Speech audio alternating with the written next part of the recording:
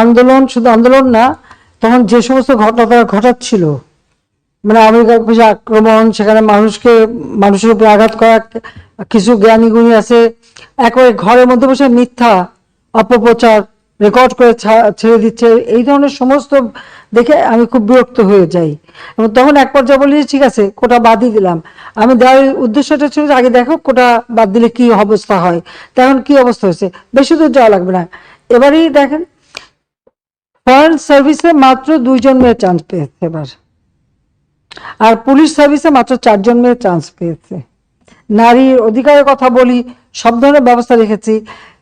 মুক্তিযুদ্ধের পর জাতির পিতাই তো বিশেষ করে সেই নির্যাতিত নারী সহ নারীদের জন্য চাকরির ক্ষেত্রে 10% রেখেছিলেন, মুক্তিযোদ্ধাদের জন্য 30% রেখেছিলেন। এখানে আমি যখন সরকারে আসি তখন থেকে আমার ইচ্ছে ছিল যে ঠিক আছে এই যে 30% যদি পূর্ণ না হয় বা 20% যে কোটাটা পূর্ণ না হবে, সেখানে যারা পরবর্তী থাকবে তালিকায় তাদের ভিতর থেকে সেখানে নিয়োগ দেওয়া হবে। সেটাই কিন্তু আমরা শুরু করে দিয়েছিলাম। তারপরেও যখন আন্দোলন শুরু হলো সব বন্ধ করলাম, কিন্তু বন্ধ করার পর আজকে ফলাফলটা কি দাঁড়াচ্ছে। আর আমি একটা জিনিস আমি বুঝি না, সেখানে আমরা আমাদের দেশের নারীরা তো কোনোদিন সেক্রেটারি হবে ভাবেনি, ডিসি হবে ভাবেনি, এসপি হবে ভাবেনি, এমনকি কোথাও তাদের পদায়নও ছিল না। আওয়ামী লীগ সরকার আসার পরে আমি প্রথম সেনাবাহিনী, নৌবাহিনী, বিমান বাহিনী প্লাস পুলিশে কিন্তু জাতির পিতা বঙ্গবন্ধু শেখ মুজিবই কিছু অফিসারের চাকরি দিয়ে গিয়েছিলেন সেই পুলিশ বাহিনীতে নারীদের। প্রশাসনের ক্ষেত্রে প্রথম সচিব কিন্তু আমি করি, এবং প্রথম এসপি, ডিসি, এরপরে একবারে মানে ওসি, সমস্ত জায়গায় যেন নারীদের একটা অবস্থান থাকে সেটা আমরা নিশ্চিত করি। লেখাপড়ার দিক থেকে জাতির পিতাই শুরু করলেন মেয়েদেরকে 8ম শ্রেণী পর্যন্ত প্রথমে অবৈতনিক করে দেওয়া, সেটাকে 12 পর্যন্ত 12 ক্লাস পর্যন্ত অবৈতনিক। পার্লামেন্টে কিন্তু মেয়েদের জন্য আলাদা সিট রেখে দিলেন, সংরক্ষিত আসন, যেন নারী নেতৃত্ব গড়ে ওঠে। নারীদের এই যে সুযোগগুলি আমরা সৃষ্টি করেছি কেন, যাতে করে অর্থনৈতিকভাবে তারা স্বাবলম্বী হতে পারে, নিজের পায়ে দাঁড়াতে পারে নিজেরা। তো আমার প্রশ্ন হচ্ছে যে সেই সময় যারা আন্দোলন করেছিল তার মধ্যে অনেক মেয়েরাও ছিল। নারী কোটা চাই না, যিনি বলছেন নারী কোটা চাই না, মেধা দিয়ে চাকরি পাবে, সে কি চাকরি পেয়েছে? সে কি বিশেষ পরীক্ষা দিয়েছে? বিশেষ পরীক্ষা কি সে মানে প্রিলিমিনারিতেই সে জায়গা করতে পেরেছে? তো এই বড় কথাগুলি যদি না বলতো তাহলে এখন তো কোথাও না কোথাও চাকরি তো পেত। দ্বিতীয় কথা হচ্ছে আমাদের দেশের যে সমস্ত এলাকাটা যদি আপনি দেখেন, সব এলাকা তো সমানভাবে উন্নত না, অনগ্রসর সম্প্রদায় আছে, আর কোনো কোনো এলাকা, সেই সব এলাকার মানুষের কি কোনো অধিকার থাকবে না?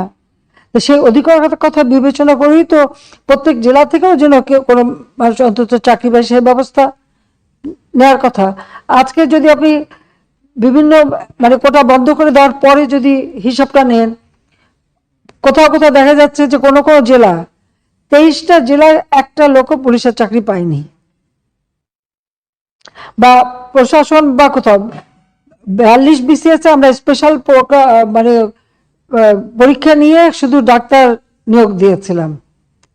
এখানে মেডিকেল সেক্টরে আমি মেয়েদের সংখ্যাটা বেশি দেখি, কিন্তু অন্যান্য ক্ষেত্রে যদি আমরা দেখি সেখানে তো সবসময় পিছিয়ে থাকা।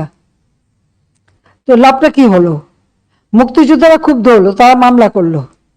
যখন মামলা করার পরে কোর্ট, উচ্চ আদালত কোনো রায় দেয় বা কোর্টের যখন কোনো রায় হয়, সাধারণত সেই রায়ের বিরুদ্ধে এক্সিকিউটিভ অথরিটির এখন এই মুহূর্তে তো আমাদের কিছু করার নেই, কারণ কোর্টেই সমাধান করতে হবে।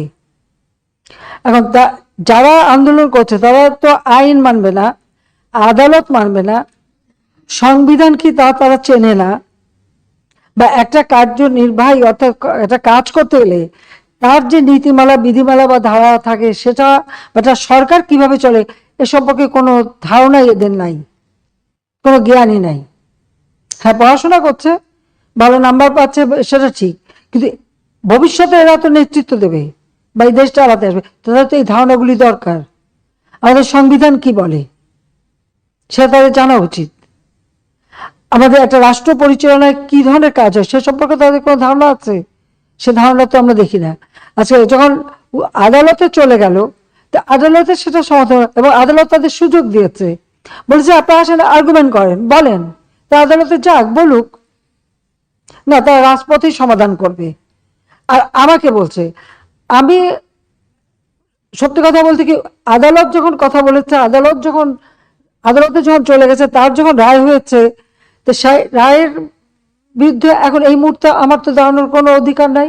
এটা তো আমার সংবিধানও বলে না, আমার পার্লামেন্টও বলে না, কার্যপ্রণালী বিধিও বলে না, কিছুই না। যতক্ষণ পর্যন্ত আদালত থেকে সমাধান না আসবে, ততক্ষণ আমাদের এখানে কোনো কিছু করার থাকে না। এটা বাস্তবতা, এই বাস্তবতা তাদের মানতে হবে।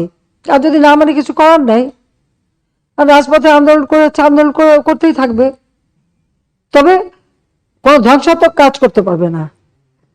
যতক্ষণ তারা শান্তিপূর্ণভাবে করাচ্ছে, কেউ কিছু বলছে না। কিন্তু এর বাইরে যখন কিছু করবে, পুলিশের গায়ে হাত দেওয়া বা পুলিশের গাড়ি ভাঙা বা এভাবে আক্রমণ, এগুলি যদি করতে যায়, তাহলে তখন তো আইন তার আপন গতিতে চলবে, এখানে আমাদের কোনো কিছু করার নেই।